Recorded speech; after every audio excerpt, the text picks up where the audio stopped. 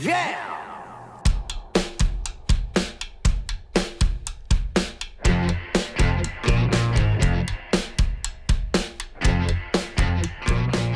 It's Josh Williams here, and welcome to the One Mad Podcast, episode number 8 for Wednesday, July 5th, 2017. How are you guys? How was your Canada Day? How was your last week? It seems like such a long amount of time has passed, but it's been the same amount of time as it is every week. It's been 1 week. But I guess I had a lot of things going on this last week. Canada Day, shows, planning for a trip that I have coming up. So I'm going to talk about that. I'm going to talk about last week's shows. I'm going to talk about my Halifax trip that's coming up. I'm going to, read your guys' questions, talk about how my health stuff is going. I'm not looking forward to that one. But yeah, I mean, I had a great week last week. May as well just dive right in. I went to, I kicked it off on Thursday. I left Ottawa. I headed to my favorite place to perform in Montreal, the Comedy Nest. Great show there. I was performing with Moody McCarthy, who's performed, say it twice in one sentence, right? He's been on late night with Conan O'Brien and Letterman and Jimmy Kimmel. He's performed all over North America. He's such a good writer too. Like he's a phenomenally funny comic. It was great to work with him, and then I had an opportunity to work with some other great comics in Montreal as well. Jeff Applebaum, Kwesi Thomas, and Sugar Sammy. Actually, Sugar Sammy popped in and did a few guest spots. He's getting ready to host the International Gala at Just for Laughs this year, so he popped in and did some spots. We had some good convo. Always a great time seeing the talent in Montreal, and of course being a part of the show myself. So that was great. I headed there on Thursday, and where do I start? I used to perform at the Nest, and what I would do is because it's one of the things with comedy, or all of us when we have individual art jobs, it's not always the best pay for certain positions on the show. I'm not headlining at the Nest. I'm the host there, which is the one rung down on the ladder from that. And a lot of clubs tend to get local hosts. So Comedy Nest, the owners out there are phenomenal. They love having me. I love being there. So they do pony up a little extra for me to stay. I used to have to drive back and forth every day because, for me to get a hotel or an Airbnb or something like that, I could make more money driving back to Ottawa and then working during the day, on Friday and Saturday. But yeah, so now they've taken care of my my accommodations. They take good care of me there. So I got myself an Airbnb, and that was interesting. I usually do, so I do Thursday, Friday, and Saturday at the Nest. And once I had booked it, I only book an Airbnb on Thursday and Friday, out of consideration for them not having to buy an extra night. And I like to come home. I may have mentioned that already in the podcast. I like to come home when I'm done shows. And since Montreal's only 2 hours away, I would much rather do the shows. There's 2 shows on Saturday, 8:30 and 8 o'clock and 10:30. So the second show ends right at midnight. I can say my thank yous, tearful goodbyes. I go downstairs. It's in the old Forum, so there's a parking garage underneath. I just go right down, pay my ticket, get in the car, and head home. And if I do that quick enough, I'm usually on the road by about 12:30, and I get home around 2:30. So it's really good. If traffic's really good and I'm doing a little faster than I should, I usually get around 2:15. But I like coming home, and that way I just go to sleep. I wake up, maybe 10 or 11 the next day. I get my 8 hours in, but at least I have the full next day. I do this whenever I'm out of town. I try to leave. I don't mind being a little bit tired, but here's the thing: if you stick around, you spend the night. Well, and you get up and you drag ass packing and whatnot. There's really no urgency. Sometimes I'll even go and have, breakfast somewhere first, and then excuse me, freaking hiccups. Then what happens is I end up getting home in the middle of the afternoon or even early evening, and then I've lost the whole next day. So I'd rather get up a little late, drive through the night, get up a little late the next day and still have that whole next day to do things. But I do that when I'm in Montreal and Toronto, Kingston, all those things. I drive through the night and then I just, I'll sleep in a little bit, but I'll have that whole extra day. That's my routine. So I got the Thursday and the Friday night, but after I booked that, I got the Canada Day show at Absolute Comedy here with SiriusXM, Canada Laughs, and Comedy Records. I got that show booked, and I don't know why this didn't occur to me. I mean, I'm kind of like, there's so many things going on, and I really do feel like my head's a swamp sometimes, and you just gotta reach your hand in, and you can't see what's in there, and your brain will just pull out, oh, look at this. Oh, that's something I got to do. I don't know if that's one of the stupidest metaphors. All I'm saying is my brain is a murky murky pit, and who knows when I'm going to pull out of it and have to address. But I decided that I was going to, what ended up happening, I realized, I have to drive back to Ottawa on Saturday morning to do a 2:00 show, at Absolute Comedy here in Ottawa, and then drive back to Montreal during the, after that show to do the 2 shows and then drive home. So I'm like, I'm gonna have to do 3 2-hour drives on Saturday. But I'm like, no big deal. I had the Airbnb. It wasn't until Friday afternoon that it occurred to me, like Friday afternoon, Friday evening, that I was like, I don't really have to spend the night. I can just drive back tonight after the shows. That's one less trip I'll have to do tomorrow. Not to mention the fact that it's Canada Day in Ottawa, and I'll be driving into the city with however God knows how many people. So I figured it was probably smarter to drive through Friday night, and then I'd be able to wake up in town. It's one less trip, and I could focus on, and that's what I ended up doing. But I had this struggle with me because I paid for the Airbnb. So I'm like, I don't want to not sleep here. I paid for it. I'm just throwing away the room.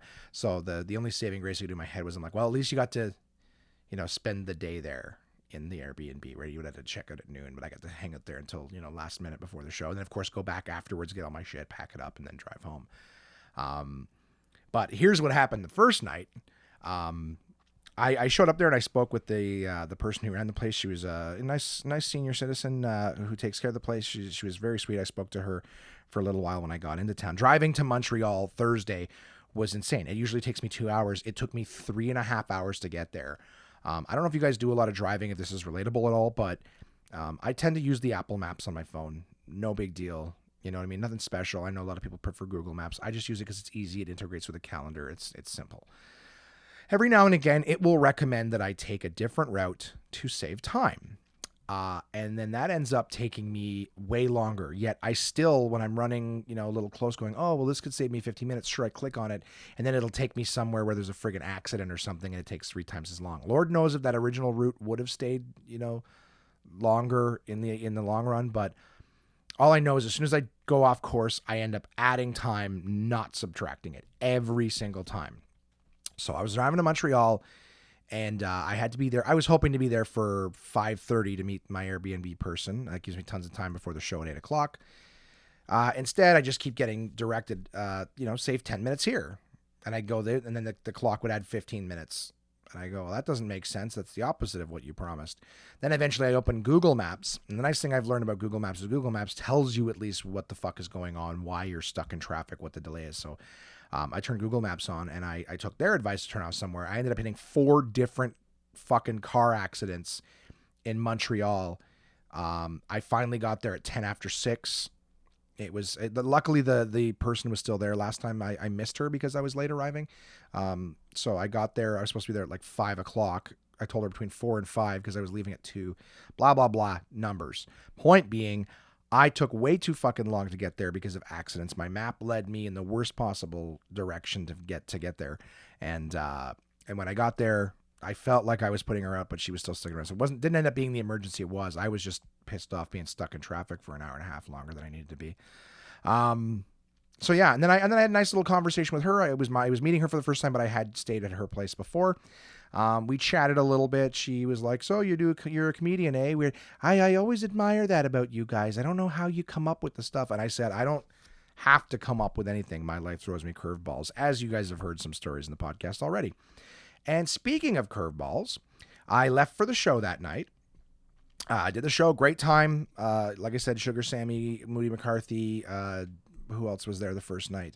Lawrence Korber, I believe, was there the first night. Quasi Thomas was fantastic. Anyways, great show. And I did what I always do in Montreal after that. I went to Schwartz's. So a little free plug for Schwartz's. Schwartz's is the best Montreal smoked meat I've ever had. There's lots of places that do it very, very well as well. But no matter how many other places I try on the local suggestions, it never is as good as Schwartz's. So I went to Schwartz's. I bought their platter, where they basically just shave a bunch of smoked meat into a tinfoil container, throw a top on it, give me a stack of rye bread, and send me on my merry way. These guys are actually nice too because they gave me mustard in a bag. Normally they try to sell you an entire mustard container, and I'm like, nah, I don't need that every time I come. So, anyways, they hooked me up, and I get back to my Airbnb. I go up the 2 flight walk up, which for a fat man is not, it's not a deal breaker, but I don't love it every time, especially when you're coming up with like 3 bags of luggage or whatever. So I got the two walk ups, put my key in the bedroom door, open the door, put my shit down, my food, whatever, and turn around to take my key out of the door, and it will not come out of the doorknob. So this is my private room, right? I got a key for the room door. The key would not come out of the fucking door. And I'm sitting there just pulling on it. I'm trying to be gentle with it so I don't break it. I'm trying to I took the keychain that it was on and I tried to give a little bit of torque pull on that, and ended up bending the ring on the key. Like, it was really, really in there. And so I'm looking around the house. I have no tools with me or anything like that. I don't have any WD-40, anything. And I'm twisting this thing. I'm turning the lock on the back end and turning this thing full rotation, trying to find, maybe it's caught on one particular position. I found a screwdriver I couldn't find cutlery. So I couldn't find silverware in the house, but I found a screwdriver. And I managed to get a flathead, stick it in there. I was pulling on that. It would not come out. And again, after a little while, I started really giving her.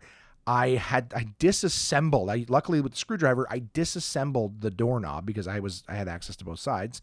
Took the whole fucking thing apart. Still could not get the fucking key out of it. All right. And then I think I put the door back together and was like, well, this sucks because I can't go to sleep. Like, I mean, I'm not really a pussy or anything. I'm not really worried about, someone coming in and being vulnerable. I just don't like the idea that, like, I'm paying for this. You know what I mean? I don't want to, I can't close my door and be like, well, I'm good now because there's a key. The key's right in the fucking door. Whoever comes can just unlock it. There's other people staying at this place too. There's like 4 bedrooms or whatever. So I'm like, I don't want someone to be able to just walk in whenever the fuck they want. Plus, what happens when I leave tomorrow to do the show? You know what I mean? I have to be able to lock the door and take my key with me. So, after so much time fucking around, I finally got the key out of the door. It's like 40 minutes, right? I got my food here going cold. And I'm like, all right, finally get the key out of the fucking door.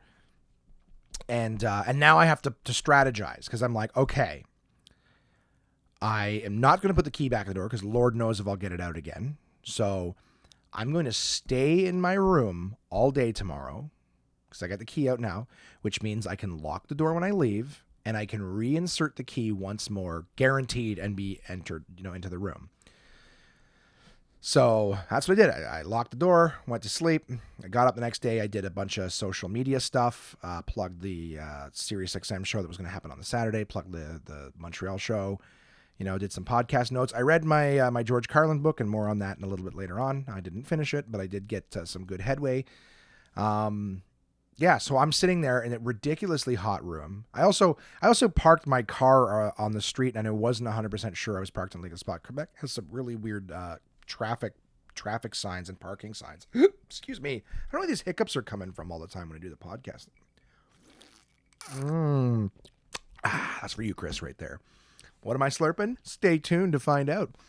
But yeah, I parked on the street, so I'm in my room all day, and I have I really was like, you know what? My car could be towed for all I know. I just hope I parked somewhere good.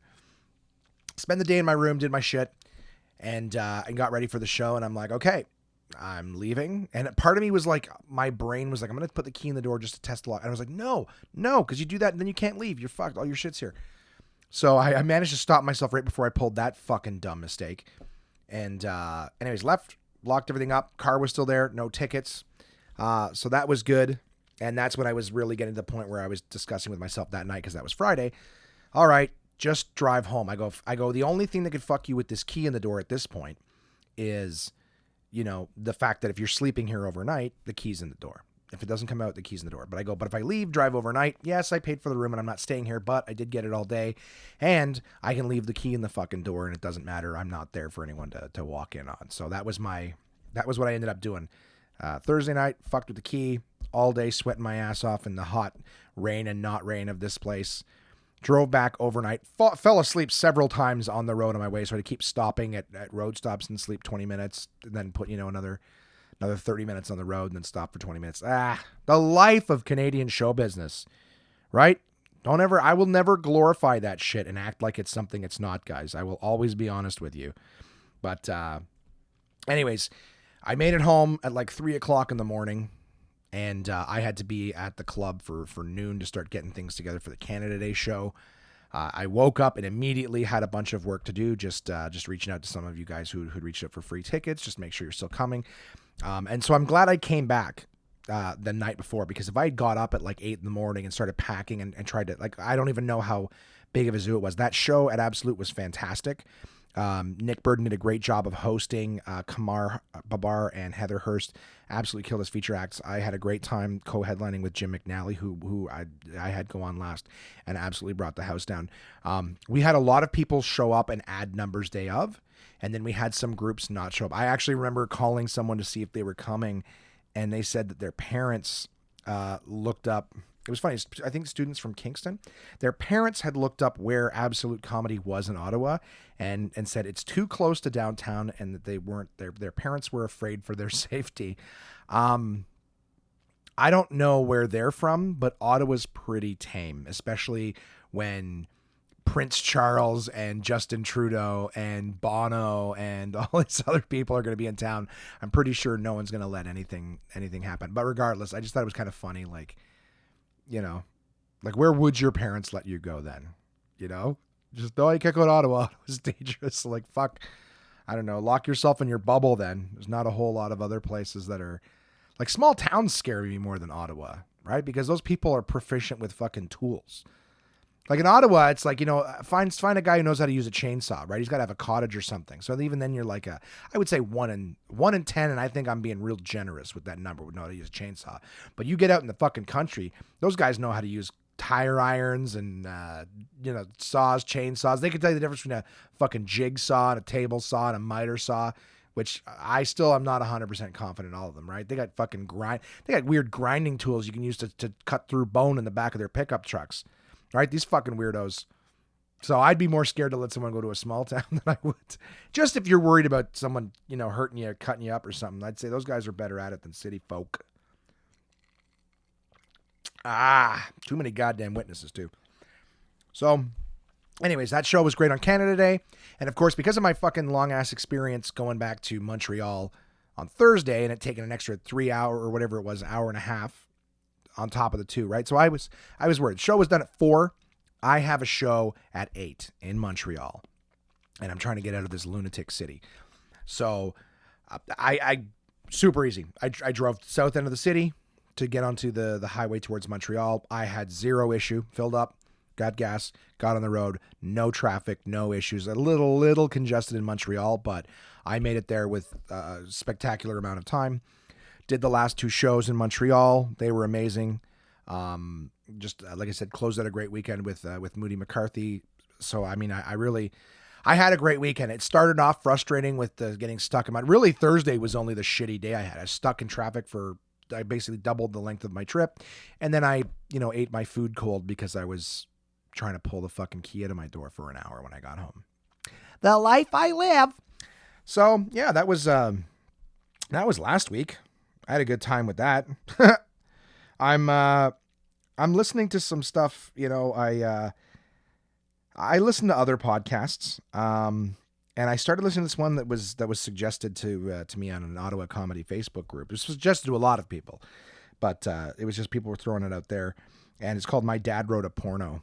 And if you guys are looking for something absolutely, it's basically some senior citizen, 65 years old, I believe, if I'm not mistaken, in the UK, saw the success of 50 Shades of Grey and decided he too would write a sexual erotica novel. So when they call it a porno, I thought they wrote like a screenplay, a 4-page porn, hour and a half screenplay. I would be surprised if there was 4 pages of dialogue in a porno, unless they write like the dirty shit they say to each other. But I feel like they're professional and they're good at improving that kind of stuff in the heat of the moment. So, so this old guy says 50 Shades of Grey is doing well. It's got a movie. I'm going to write a quote unquote porno, but really it's an erotica novel, sexual, explicit novel. And what this podcast is every week, the hosts, so the son of the guy who wrote this, and his 2 friends, like basically the son reads a chapter and they all sort of ad lib on what's going on. It's actually quite funny. And of course they've all got English accents. So it's like very refined, articulate British speaking, talking about this woman having her tits grabbed and her pussy licked and everything like that. It's hysterical. It's called My Dad Wrote a Porno. It's the whole, I believe it's a couple years old now. But they've, I'm still in the first season of it, but I've been thoroughly enjoying it. I think I might make the lady listen to an episode or two on our trip this week. But it's funny. So if you guys like podcasts, I as much as I hate to point your podcast time anywhere, but here with me, of course, on the One Man Podcast, check out My Dad Wrote a Porno. It's fucking hysterical. It's absolutely hysterical. I burned through most of it in just a few hours in front of the computer doing work the other day. So, what else? Right? What else are we talking about this week? I did read more of my George Carlin book. Someone's got a question later on coming up in the show about that. I've read more of my George Carlin book. I've gotten some good headway, which is nice because normally I'd read like one chapter every 2 weeks, which is nothing.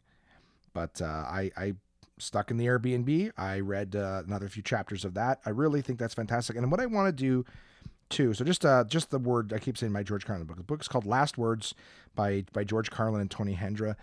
And it's basically, a retelling. It's a biography of what went on in George Carlin's life. And I'm basically at the point in his life story where he's going from doing what he has to do on daytime television, not really, being funny, but not really being funny the way he wants to be and really representing himself and his comedic sensibility, which I too, feel at times. I love telling stories about myself because they're real and my take on them. But sometimes like my real thoughts, my real passions, I don't say. And I guess it's just because right now the climate, right? Like I find everybody bitching on behalf of everybody else really frustrating, and I think I said something the other day. We were talking about the LGBT stuff and the Muslim stuff. My brother's like, be careful. That's the thing is everyone's like, be careful of what? Like I know someone could be like, oh, this guy's a piece of shit and he's a racist, whatever. I'm not. But if people are going to paint me with a brush because of something I said, I don't really think that anything I say matters, to be honest with you. Oh yeah. I love that stuff. What is it? Stay tuned. I don't know, man. I mean, there's a lot of shitheads out there that have horrible things to say. And guess what? They're the ones talking right now. At least it seems to be, right? They're not afraid of being called racists or whatever. I think it's the people who are not bad people that are afraid to speak right now. That's the thing that bothers me the most. I think that, like, I sound like every bigot being like, oh, I got friends who are gay and this and that. It's like, well, but I do. I have friends who are of all walks of life because I don't really give a fuck what you are. And yeah, occasionally I'm going to tease you, and I'm going to tease you about whatever I can. And the easiest things are the face value things. Just like me, I'm a fat fuck. I don't give a shit if somebody jokes with me about it. We're friends. We care about each other. We love each other. That's life, man. But everybody's afraid now. It's really like fear is definitely not a good platform to work off of, right? If we're all afraid all the fucking time, it's really hard to, to be putting our best foot forward or whatever. I don't know. I saw a video the other day too about like playing the privilege game, and they're like playing this game and people keep playing cards and stuff like that. I don't know. There's one guy, they made it kind of a good point in the middle of it, but then they fucked it up too. I don't know. Check it out. You'll find it somewhere on YouTube if you talk about like the privilege game or whatever, but I don't know, man. And like all these terminologies and things like that, right? I don't know. I'm sure all of you guys on different levels, right? Everybody feels attacked on their end and whatever their plight is, I know I got it good. I'm a white male. I know I've got it good. All right. But I feel like we're in a climate now where to be a white male and to have an opinion on something means you're automatically a piece of shit. And I'm like, well, fuck, maybe if you just listen to my opinion, you'll see I'm not a piece of shit. I'm on the side of a lot of people. I think a lot of people are getting screwed. But who knows? I don't have answers. I only have ideas. And I think now it's almost like buzzwords. If you say something, oh, you're mansplaining, you're fucking check your privilege and blah. It's like, all right, I'm sorry. I'll just go sit over here by myself, not saying anything. Just retreat to my podcast where I'll tell you guys half a story and then immediately start to be afraid that one of you will get upset. I'll have a first-time listener. Anyways, whatever. The point being is I'm really enjoying George Carlin's book. He is a mentor. I really appreciated the fact that he was brave enough to speak out about the things that he found appalling in society. We need more guys like him right now because he did it in a goofy, accessible way. Anyways, I think that I got a lot of books on my shelf that I'm going to, read and share. And I think what I'd like to do is, just if any of you guys are interested, I'd love it if anybody wants any of the books that I'm done reading. I'd love to just send them. I mean, this may never happen. There's a lot of things I offer up on the show that never really get taken up on, but I'm reading George Carlin's last words for any comedians that listen or any fans of comedy. When I'm done with the book, I'd love to just send it to you. So feel free to send me an email, letting me know you're interested. Put your mailing address on there, and as soon as I finish it, I'll throw it in the mail for you. I'd rather go to someone who's interested, who'd like to, read more about one of my heroes or whatever, and whatever books I'm doing after that, I'd be happy to share along as well. Yeah, so that's basically like my week. Like I said, it was a lot of weekend stuff with the shows. Unfortunately, I'm not going to lie, I didn't get a whole lot of gym in last week because I was on the road and I was sort of hour to hour. Like I remember waking up, phone calls on Saturday, club, leave, Montreal, shows, in the car, home, sleep. I did spend the day on Sunday with my mom. I took her to get groceries, went and had breakfast. Of course, that was the day after Canada Day. We got stuck at a place. We stood in line. They told us a 15-minute wait. We waited 30 minutes, and then we ordered our food at 1 o'clock. It came at 2. So even though we waited half an hour, we sat down at 1 o'clock, got our food at 2. They messed up the order a few times. Like, we're talking bacon and eggs, and I got like a crepe that was supposed to be strawberries and Nutella. Wasn't really huge on the Nutella, but it looked good, whatever. And they gave me bananas and Nutella. And they came back with it looked like what, I said, oh, there's supposed to be strawberries. Like, oh, well, we'll bring you some. Are you okay with bananas? Sure. And they brought me what looked like 2 strawberries that were chopped up. I'm like, it's gonna be hard to fill this grape with 2, whatever. So that was Sunday, and then we went shopping at Costco and whatnot. I try to do I know I'll give Jim a little plug here. Jimmy is my friend who's been writing me in those hypothetical things. Jimmy for years has sort of had a thing on Sunday where he goes to his mom's house and takes her out to get groceries and stuff. And I always thought that was nice. And now that I've got the car and my mom's getting older, I tend to see if she wants to tag along when we do our groceries on Sunday. It's a nice thing to do. All right, if you guys have aging parents or anything like that. They might not be there. As a matter of fact, just, I don't know, I was kind of on the fence going through the breakfast story of whether or not I would tell you guys this, but I was talking to my mom, and she kept bringing up eating better and healthier and all the shit that's in the food, all stuff I've talked to her about a million times before, and she's acting like she's just hearing it for the first time, and she watched a documentary on Netflix called What the Health, and I haven't seen it yet, but a friend of mine has mentioned it a few times in posts, so I might look into that. And you guys feel free as well. If anyone's seen it and has any recommendations on it or thoughts, send them in. Where, contact@onemanpodcast.com. So anyway, she was talking about that, and she kept saying if I'm not around in 6 months or whatever, I want to make sure. She was talking about getting her affairs in order, and it was just random sporadic things. But after a few times where she was talking about this, she was talking about that, I noticed that there seemed to be a theme, and I just said, hey, what's going on? And my mom had mentioned that she had found some lumps in her armpits a few weeks ago near the lymph nodes or whatever, and that freaked me out. So, yeah, I guess we spent the day together. I went and got her groceries. She's trying to eat better. My mom's overweight as well. So I took her to some places that have fresher stuff. Some stores, much like Whole Foods, but not Whole Foods. Just she's trying to eat better, and I'm like, yeah, I'll support you. So where do you want to go? Let's get you some stuff. And since then, she's been doing good. It's only been a few days, but she's been really good at watching her calories and eating soups and stuff like that. But the reason I sort of started this little yakety yak about it was just it was nice to. I've enjoyed doing Sunday groceries with her and stuff like that. And what I was getting at was just enjoy the people that you care about. They might not always be there. I spoke, about my friend Scott, last week, and then what happened to him. Guys, you can come and go quick, Anyways, I'll move on. The good news is my mom went for tests today. They did ultrasounds and things like that, and it turns out they're just cysts. They don't seem to be particularly worried about them, so she'll go back in 6 months. Everything's okay, but there was a couple of days there where I was just really concerned. You guys know I talk about my fears of mortality and stuff like that, but I mean, obviously I care about my family. Yak, yak, yak. This is supposed to be funny. Josh, all you do is talk about death and health scares and everyone's going to die.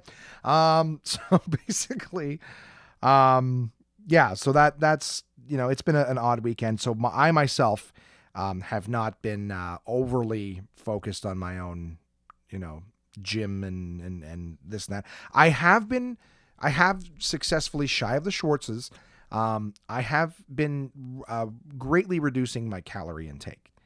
So I'm very mindful of what I'm eating. I'm eating less portions. Me. I sound like every fat person out there.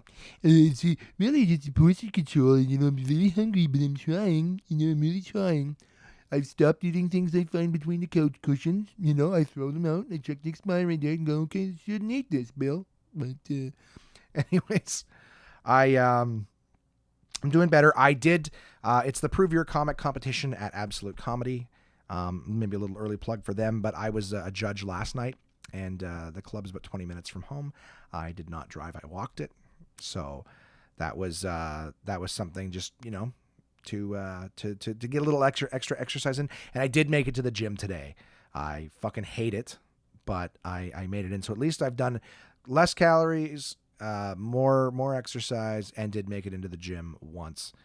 So efforts are there. Oh, did we get that? How is this thing fucking giving me updates? I put it on airplane mode. So it's got... Ugh. I don't even know if this is working properly. Sorry about that, guys. I heard that, which means you heard that. That was... You know what that was? Okay, so this is funny. That was a workout at Good Life.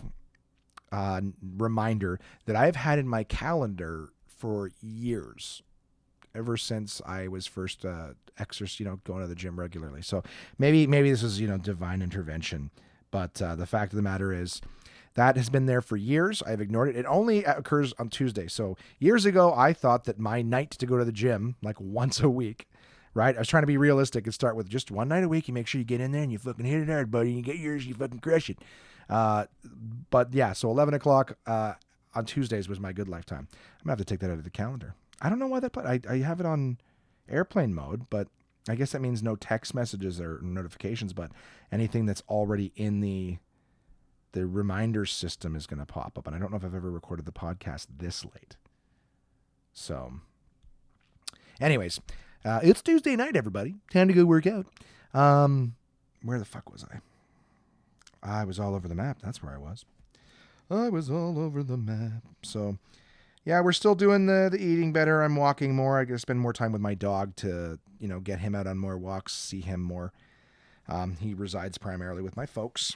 So, anyways, that's what was going on last week for me. I'll talk about what's coming up in a little bit, but I think maybe it's time we move forward with this podcast. A lot of yakety yak.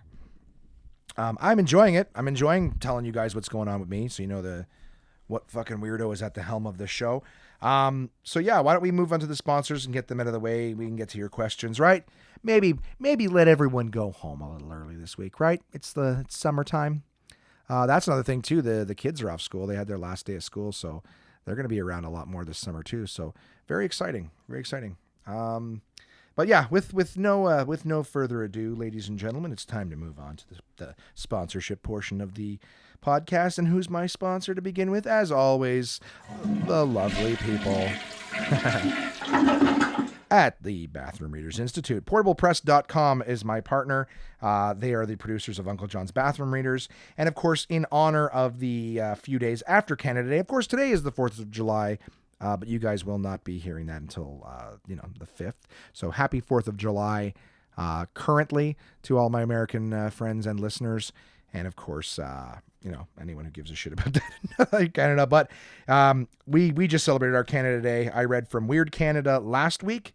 This week, I'm reading from Uncle John's Bathroom Reader Plunges into Canada. Is the title of this one. And the article that I'm reading is You Know You're Canadian If. Now, again, this week, reading the articles in this, there was so many, and I barely 4 or 5 pages in. Right, I'm always running late, so I got to pick up the edition, read a few articles, and pick one. And I got to tell you guys, it is so fucking hard. The Weird Canada one had so much fun Canadian stuff in it within just the first few pages, and the same with this one. So it was hard to pick, but of course I'm picking one and trying to make it like one page that represents the whole theme of Canada Day and Canada, and that's very difficult to do because the whole book does that. Yum, yum. All right, so the article I picked is You Know You're Canadian If. All right, so you know you're Canadian if you can eat more than one maple sugar candy without getting sick. You know you're Canadian if you cried when you thought Gus had died on Road to Avonlea. You can recite the entire Molson's I Am Canadian rant. You eat buns and chocolate bars, and that I don't get. I actually, the Road to Avonlea one, I never watched it. I know what the show was, but it was like when I was a kid. So if any of you guys remember that show, you're got something going for you, I guess. Oh, boy. Sorry. My delicious beverage's condensation is dropping on my show notes here. So, yeah, Road to Avonlea. I think that's Sarah Polley. And years ago, as an adult, I saw her in Go. And she's been in, she was in Dawn of the Dead, and she's in some other shit, too. But that's where she started, in the Road to Avonlea. And this you eat buns and chocolate bars. I don't fucking get that. I don't know if they mean like buns and then chocolate bars separately, or you like take a chocolate bar and you stick it in a bun. That sounds fucked up. But anyways, you know you're Canadian if you aren't embarrassed by the phrase tickle trunk. You think Elvis Stoico looked better with hockey hair. If you don't understand what all the fuss about Cuba is. If you've ordered poutine at McDonald's. You know you're Canadian if you use hockey tape to fix everything. You know you're Canadian if you wear a toque. You know you're Canadian if you consider beers under 6% to be for children and the elderly. You know you're Canadian if you've never ridden on a moose, built an igloo, or said soar E. You know you're Canadian if you know what a sweeper does in curling. Yes, I do. And this is a good one. You know you're Canadian if you know that this hour has 22 minutes. And finally, you know you're Canadian if you've ever told a Newfie joke like this one, and then they offer us a sample. So, a Newfie was having a hard time attracting women at the beach, so he asked a friend for advice. It's them big baggy swimming trunks, said the friend. They're years out of style. Your best bet is to grab yourself a pair of Speedos and drop a fist-sized potato down inside them. You'll have all of them babes you wants. The next day, the Newfie sauntered onto the beach with his new Speedo and his potato. Everybody he walked past immediately started pointing at him and laughing. So the Newfie went back to his friend and said, I did what you said, but it's still not working. To which the other friend replied, Lord Thunder and Jesus, boy, said the friend. The potato goes in the front. Ba-dump, chish. I don't know, it's a rim shot. And one that was hesitated on midway through. So that was this week's edition. Very nice, short and sweet. You know you're Canadian if. And for any Americans listening, that list is accurate. It is very, very accurate. So yeah, guys, if you enjoy these bathroom readers, for starters, feel free to tell me. That always makes me happy to know you guys are enjoying them. But also, there's a wide variety of them available at portablepress.com. So many things, all sorts of different trivia that you're interested, whether you can get books that are just based on history, science, the universe, nature, geography, there's all sorts of different stuff. And of course, just the regular ones that are filled with all sorts of just random trivia, lawsuits, blah, blah, blah. It's all in there, portablepress.com, and you can see all the different ones that they have available. With no further ado, I will tell you guys this week, my sponsors, Summersby. Oh, love them. You guys know I do. Slurping away as I do all the time. I'm going to just clean up. Like I said, my condensation just keeps dropping on my papers here. Ah, boy, that's good. This week I am drinking the Pear Summersby. It is absolutely delicious. Big fan of Summersby, guys. I'm loving it everywhere. You can get mixer packs available out there that have the 4 most popular flavors. They've got the flagship flavor, which is just the apple cider. They've got the pear apple cider, the blackberry apple cider, which is my personal favorite, the elderflower lime, and that's available in the mix pack. So you get 2 of each of those. Nice little sampling pack to try Summersby. I'm loving that you guys are sending in pictures on Facebook and Twitter and this and that with you guys drinking Summersby as well. That's awesome. So that's very, very cool. This year, the newest flavor is the red rhubarb. So if you're looking to try the new one, it's spectacular. I thoroughly enjoyed it. I'm not a huge rhubarb guy, I'm not going to lie, but I can definitely drink it, and it's good to mix up the flavor and whatnot. Just like I said, you get sick of one thing, so it's nice to be able to still enjoy the ciders, but not have to drink the same thing over and over and over again.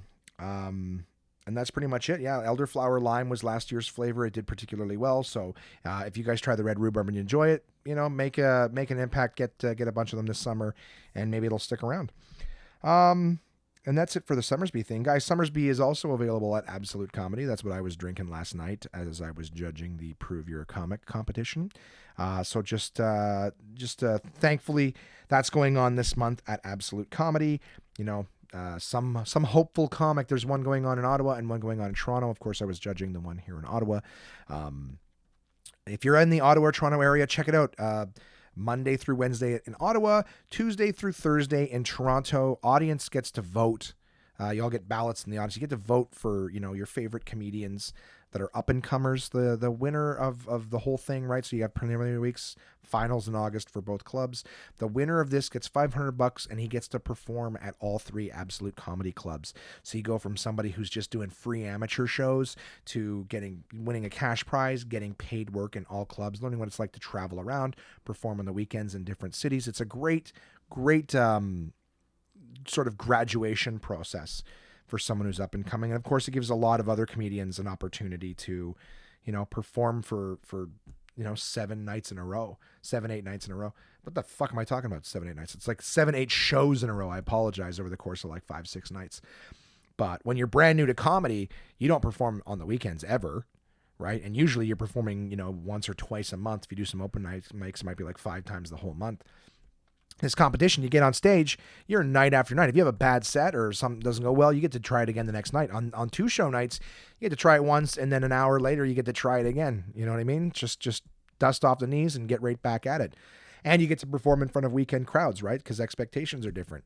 If you go to a Little League game, you're not expecting fucking one-timers and top shelf, wristers. But you go to an NHL game, you expect to see that shit. You are paying premium prices. You want to see pros, and that's kind of what they get on the weekends. People are expecting pros. So anyways, blah, blah, blah. Absolute Comedy is my other sponsor. Please enjoy this brief promo. Absolute Comedy is the best live stand-up comedy from across North America, with locations in Kingston, Toronto, and Ottawa, Ontario. These comedians have been featured on Just for Laughs, Netflix, Comedy Central, CBC's The Debaters, Jimmy Kimmel Live, Conan, The Comedy Network, and much, much more. Go to absolutecomedy.ca to see this week's lineup. Planning a night out is easy with dinner and show packages available at all locations. Live comedy is a great choice if you're organizing a celebration, fundraiser, company outing, or corporate event. Want the show brought to you? They'll send comedians to your venue with performances tailored to your event, creating a night of laughs your guests will love and won't soon forget.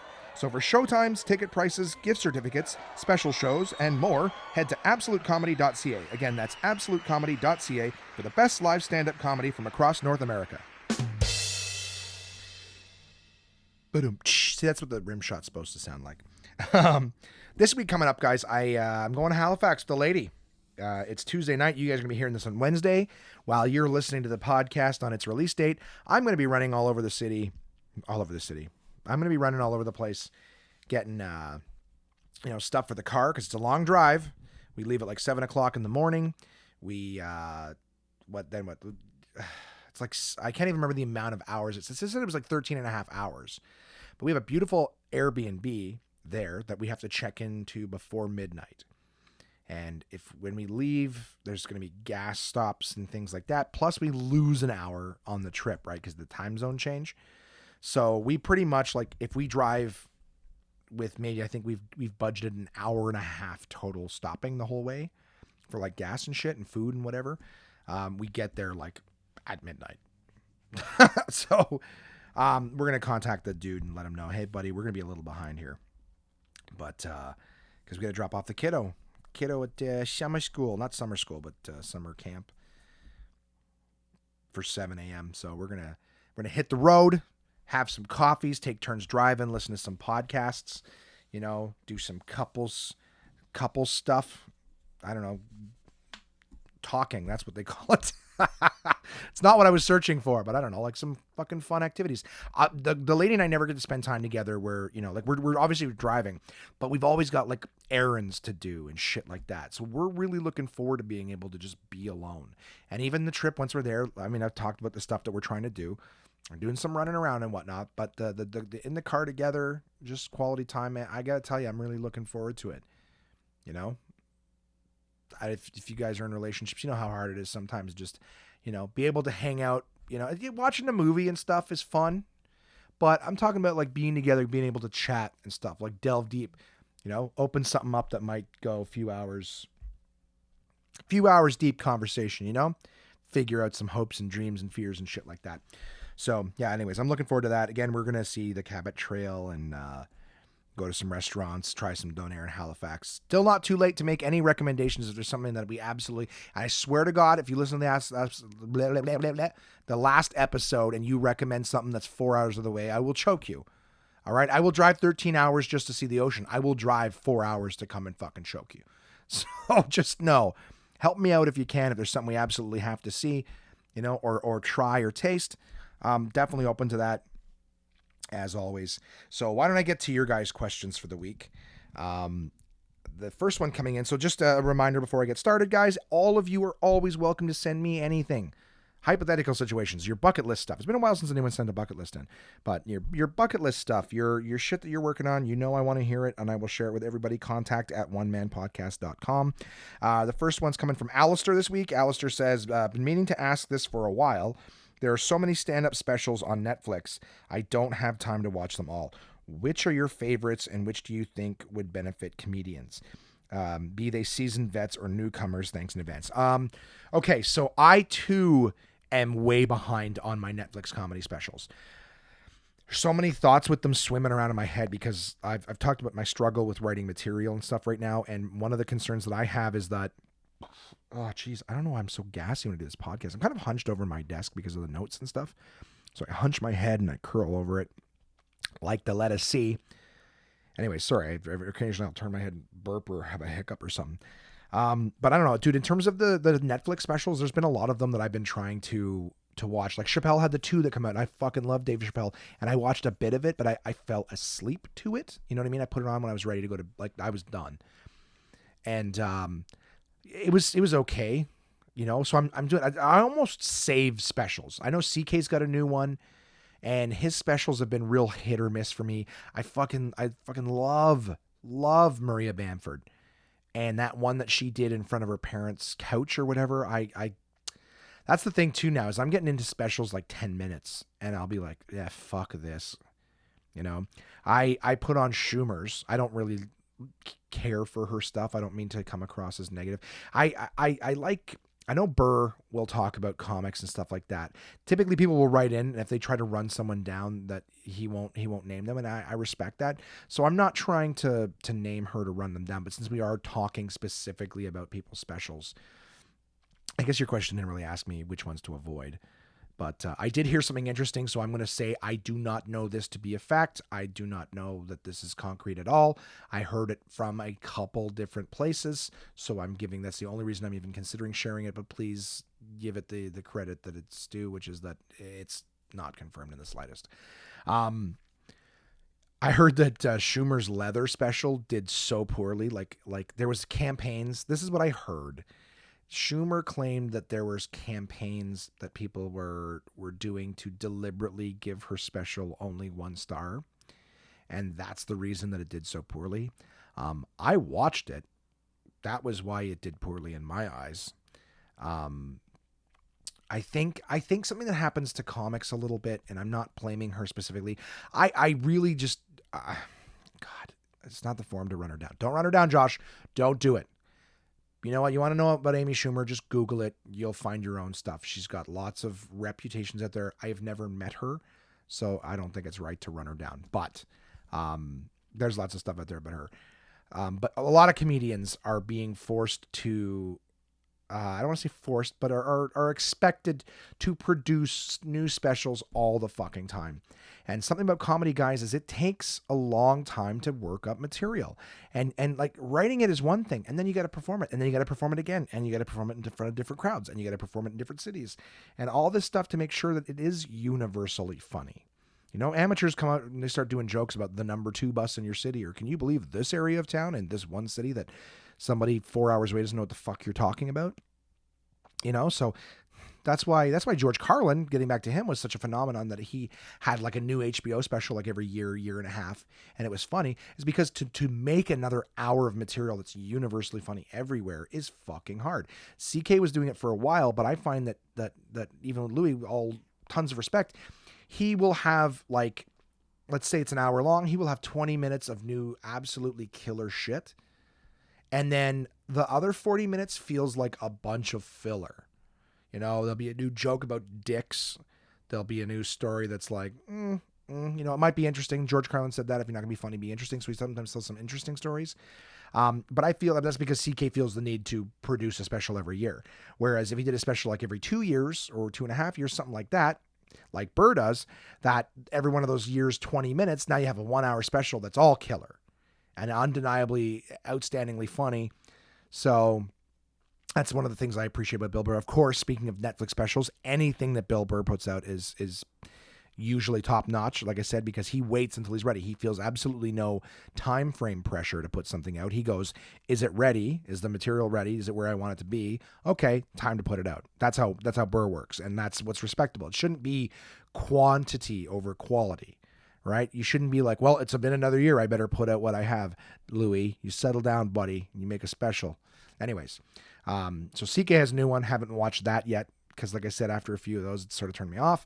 I did watch, while I was eating my Schwartz's cold in my fucking hot Montreal room that I had to jailbreak myself, I watched Chris D'Elia's new special, Man on Fire, which was recommended to me by Kamar Babar. I saw, I think, 15 minutes of Incorrigible, which was his first special, and I turned it off. Kamar insisted that this one was good, and I left it on, but I did not enjoy it. Maybe just not my style. Again, I try to say, and I'm not like this comic sucks or whatever. He's not for me, but you know, I don't know. A lot of people seem to think it's funny. I watched Rory Scovel's special. That one was I thought was funny. Rory is very, very goofy. I actually had the opportunity to open for him years ago in Ottawa, but Rory Scovel's special is very, very funny. And I'm trying to think if there's any other ones. I'm excited to watch Chappelle's. There's tons. I know, I believe Maria Bamford has a new one. I watched Catherine Ryan's special. A friend of mine, Casey Corbin, had said how like outstandingly funny it was. I watched it. I didn't find it amazing. See, that's the thing. I don't know, but I don't know if I mentioned this already, and I apologize for repeating myself. I've been struggling with material, and I'm trying, I guess I'm kind of avoiding stand-up a little bit because I feel like I don't want to get influenced by what other people are talking about. You know what I mean? Sometimes, like, if you're just sitting here thinking, you're ranting about something, and all of a sudden an idea pops in your head, you almost have this second thought in your head, at least if you're ethical. Like, fuck, am I just thinking this now, or did I hear this somewhere? And I don't mean a whole fucking joke. I'm talking about like an angle on it, or a tag, which is sort of like a little throwaway line, like a quip or you know, a witty remark, whatever we call those tags, kind of thing. They go at the end of a punchline, kind of thing.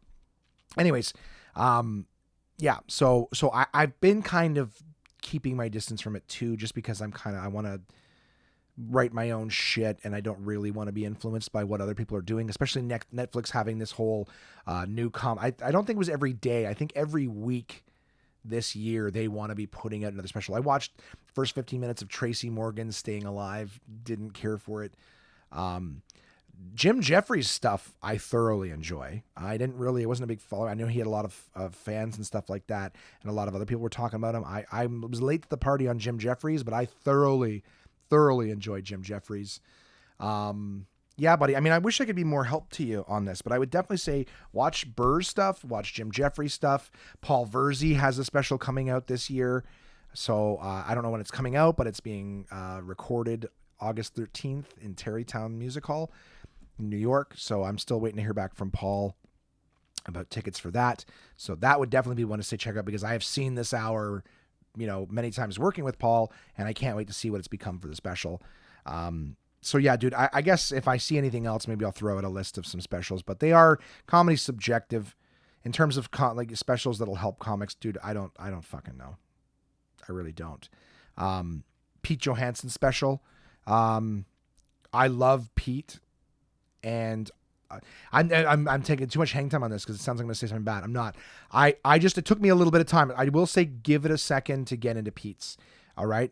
He doesn't come out guns blazing, but it is a good special. So it's Pete Johansson. You may also like Pete Johansson as what the title, I believe. So yeah, Pete's is great. It does take a bit. At least maybe it was just for me. Maybe it was just me that fucked up too. But Pete is, oh my God, I love watching that guy work. Unbelievable. We did shows. It was myself, actually, speaking of Paul Verzi and Pete Johansson. Pete, Paul, and I did a show for a week at Absolute Comedy. And I think every time he's hosting, and it was like every time he went to the stage, he didn't tell this. I don't think I heard him tell the same joke twice all week. You know what I mean? It was just different shit every time. And it was outstanding. Yeah, I'm really going on for a while about the Netflix stuff. I mean, I'm passionate about comedy, right? I'm talking about shit I love. So I don't know if anybody, I will tell you this though, anyone who's listening who would like to answer the question, by all means, please send me an email, because I'd love to be able to point you guys in the direction of some solid comedy and maybe even watch it myself. Like, I'm not a big fan of the penis humor. Like to me, like I said, I watched Chris D'Elia's, and nothing against him, but he reminds me of Dane Cook, where it's like the speed in which you're saying it.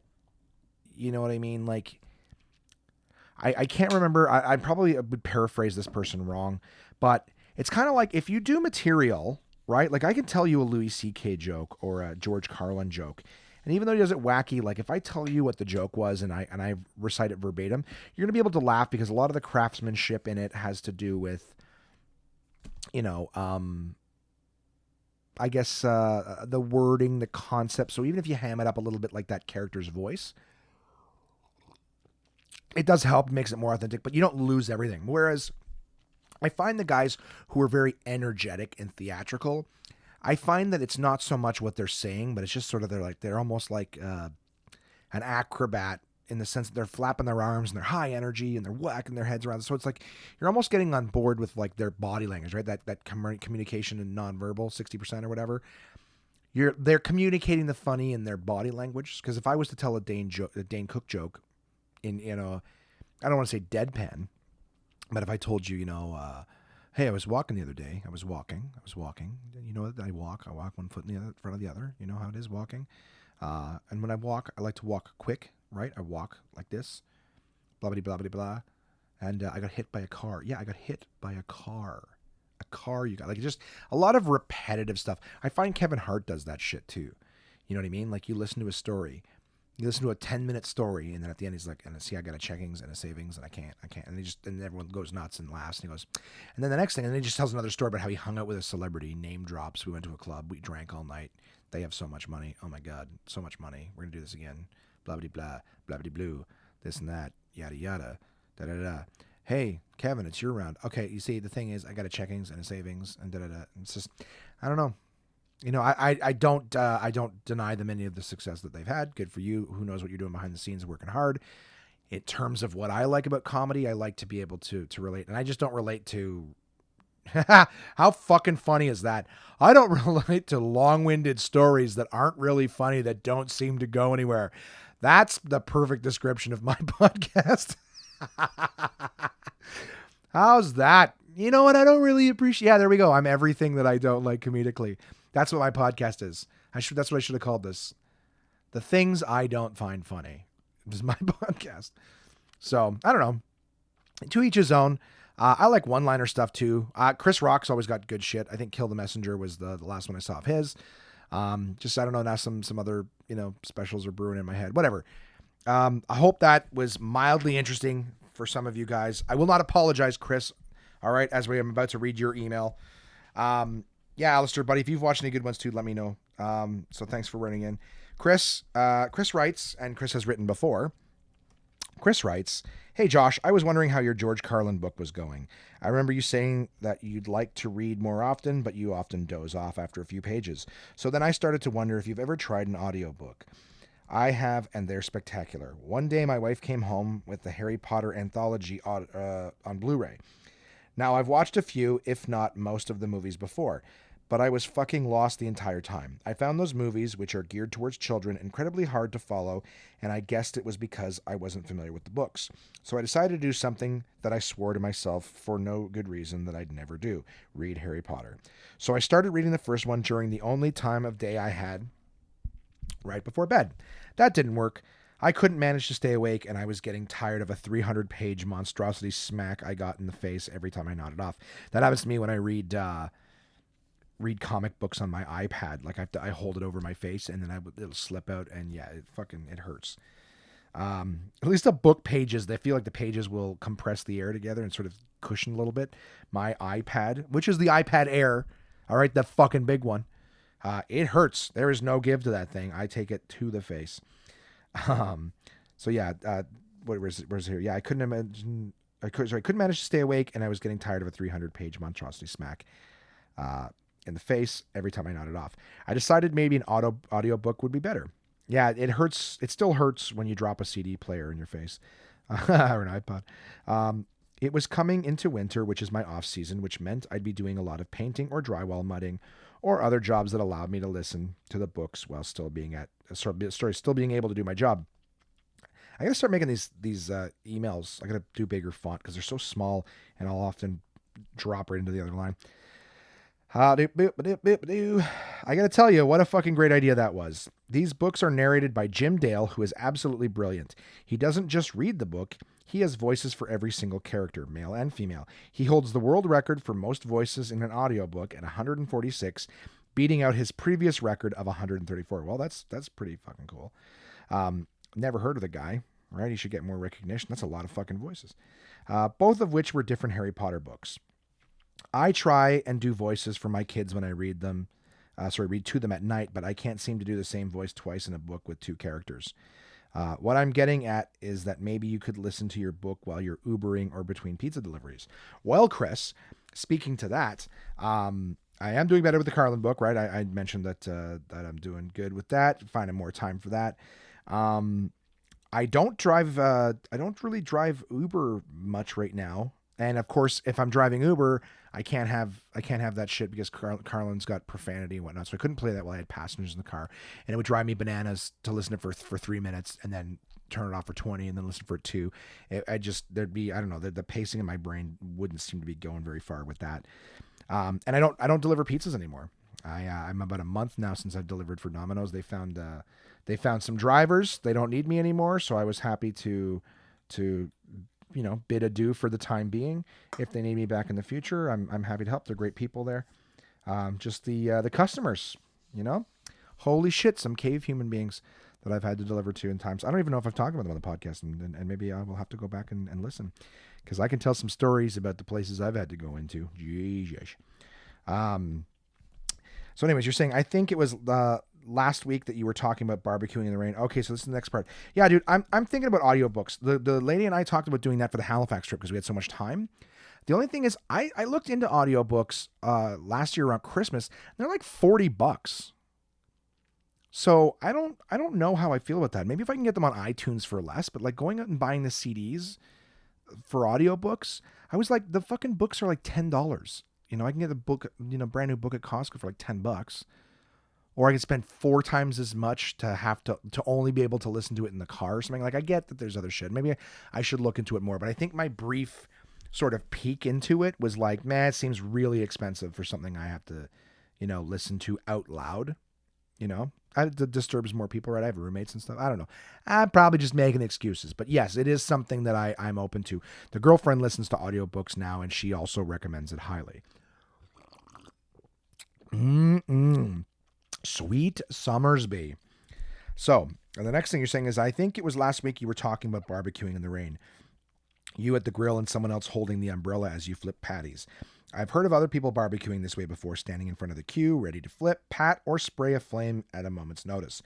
What I do, however, is preheat the barbecue to 300, then put my meat on the top rack, close the lid, and walk away until those bad boys or girls are ready to be flipped. Burgers and pork chops are 10 minutes per side, and chicken is 15. Am I the only one who barbecues this way? I understand that there is the urge, this urge that men have to man the grill, keeping a close eye, making sure everything is going just as planned, like you're delivering a baby or diffusing a bomb. And for fuck's sakes, there had better be grill marks. I, on the other hand, don't give a shit. So I'll tell you the truth, dude.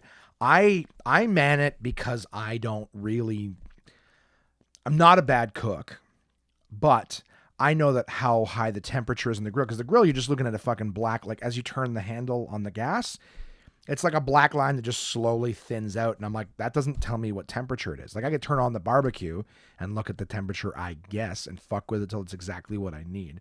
Feels like a big waste of gas to me. The reason I stand in front of it is I look at the speeds that shit's cooking, and then I adjust the temperature as necessary. And sometimes where the grease falls, it'll have flames in the area, right? So all the grease seems to be collecting in one area, and that part sets fire. So now, even though it's 300 overall, there's a particular spot that's hotter, so I have to be there to move shit off. So I'm not like mega confident in front of the grill, like, oh yeah, it's not an ego thing or a fucking instinctual gender thing. It's just, if something happens, I got to be there to fix it, or I'm coming back to everything's burnt. Plus, like, we'll do hot dogs and hamburgers, and hot dogs are done way fucking faster than burgers. So it's just, like I said, a matter of being there to move something off of a flame if necessary, to whatever. But like you said, you put it on the top rack, so I guess, bursting into flames and stuff like that, not quite as much. But you're talking about what your pork chops and your chicken is. You didn't give me any fucking burger times, motherfucker. So yeah, I don't know, pal. It's not a need. So it wasn't like, oh, we got to come out of the troops. It was just, we were already late in the day. We wanted to get the food done for little feller's birthday. And so it was just a matter of like, now it's fucking raining. Like, we can't delay this anymore. So I just had Crystal's brother, Brad, help me out and held the umbrella like a fucking champ. We both got wet, but we made a good meal. Everyone was very, very happy. So yeah, I mean, like I said, I don't give a fuck about the grill mark. Do not give a shit. Is it good? Everyone's happy? The food's cooked good? Perfect. You know what I mean? So yeah, but I get that. If I knew temperatures and stuff, like if I had, here's the thing. The reason I don't walk away is I'm not confident that I've left it in a safe. That's really the short answer. I just always give you the long one first. And finally, you say, that's how funny is that? And finally, some constructive comments. First, never stop slurping that Summersby. That's the part I've been thinking about this whole episode. Every time I slurp, nice big slurps for you. Never stop slurping that Summersby. And second, stop fucking apologizing. If people don't like your content, they can go to hell. But seriously, we all know it's hard to come up with 1 hour of new content each week by yourself. We really don't expect much. That's what I really appreciate about you guys. So just keep doing what you're doing, your friend. Thanks, pal. Yeah, I mean, I it's not that I don't want you guys to expect anything. Like, that's the part. Like, I apologize because if I feel like here's the thing. You guys are going to lose interest in what I'm saying before I do, I would imagine. And so once I start talking about something enough that I'm like, I don't give a fuck anymore, I'm like, I probably lost you 5 minutes ago. And if you haven't had the wherewithal to get up and turn it off, right, I'll just do it. You know what? I'm sorry. I will apologize for that. So at the same time too, I lived it. So a lot of this is like repeat for me, right? I'm not telling you guys anything that hasn't just happening live. The only part that happens, for the most part live is your guys' questions in terms of the responses. I'll read them in advance to sort of prepare myself. I copy and paste them onto my show notes here, but I don't really start building my answers, right? That's why fucking Alistair's question took so goddamn long, as I was like, have I watched anything? I just happened to put on whatever was close. I watched some of the stuff based on Kamar's recommendation. So I enjoy the live stuff, the talking with you guys. No notes, no emails from Jimmy this week. I've noticed no hypothetical situation. He asked me last week what I would do if I became prime minister. So that's all it took, was a political question, right? We started talking politics and I've lost him. No new questions this week. The week before, if I had 3 wishes to give people, what would I give, right? Fucking talk fantasy land and bullshit happy thoughts. No problem. Everyone's on board. Get a little real with politics. Fuck that. Everybody pulls out. So That politics are bad is basically what I'm saying. So we might have to find a new thing. I've lost my hypothetical questions every week. So I don't know. I'm grateful that you guys are enjoying this shit. Oh, fuck. You know what I didn't do? I'm going to throw this out now because I normally remember to do this. I did not do this week. At the bottom of every page in the Uncle John's bathroom reader, there's a little, just one little blurb trivia piece, right? And in the Canadian one from this week that I just read was, it just says, look up, look way up. The friendly giant was only 5'11". So that's taller than me, but I guess not a giant really. So yeah, sorry I forgot that. Oh, a little plug for them again. Yeah, portablepress.com. Sorry about that. I forgot to read the blurb. So yeah, guys, I mean, like I said, I love reading your questions. I love being a part of your week. I really do. I wish we got, more talkings to do. I wish I had more fucking interesting stuff happen. I mean, I'm not a world touring comedian just yet, but I do, get locked out of my Airbnb from time to time when I'm traveling.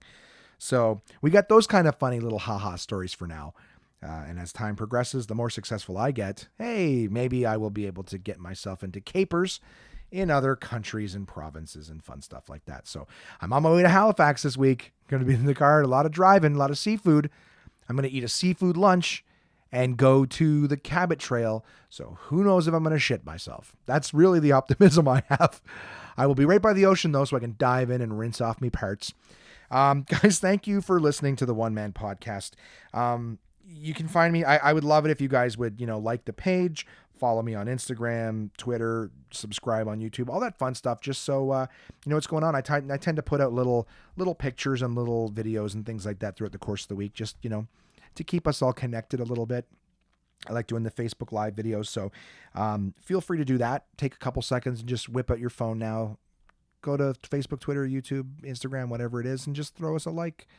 Or follow or whatever the fuck it is, depending on the platform. And another thing that you could do is tell your friends. You know what I mean?